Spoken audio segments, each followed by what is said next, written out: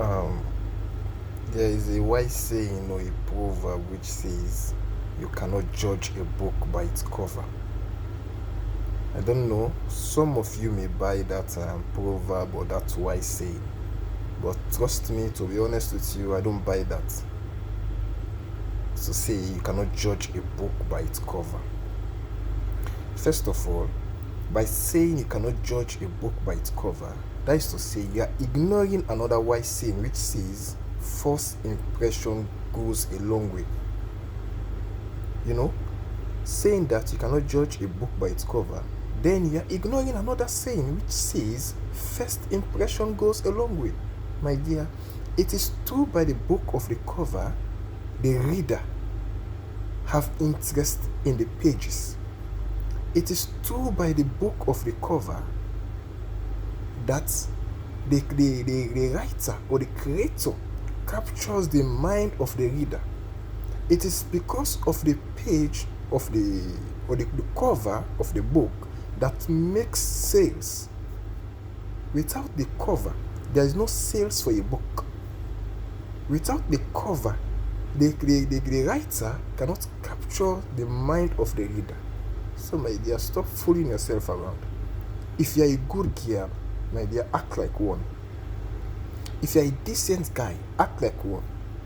You cannot act like a street boy or a street girl, then inside you are good. No, my dear, don't give me that. For example, I will not be your science guy that will study you in and out. No, forget it. Forget it. Let's say you are going for interview. You are going for a banker. You dress like a crazy guy. So you want the owner of the company to give you that job. My dear, first impression goes a long way. The same thing goes to the book. The same thing goes to the page of the cover. It captures the mind of the reader. If you're a good girl, then act like one. If you're a good boy, then act like one, in and out. Don't act like a good girl when inside of you is bad. Don't act like a bad girl outside, then inside is good. My dear, you are fooling yourself. So for me, I see you, then I judge you. Forget it. I don't need to study you, my dear. What do you think? Let's take an example for Islam. Do you know in Islam, there is a payment for someone to see as a Muslim?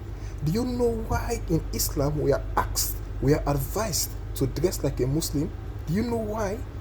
Do you know when someone sees you as a Muslim, as an Islamic sister or a brother, do you know you get barakah, you get blessing for that, you get reward for that? Do you know? You don't know that. So that same thing goes to the book, my dear. If you're a good boy, then act like one. If you're a good girl, then act like one.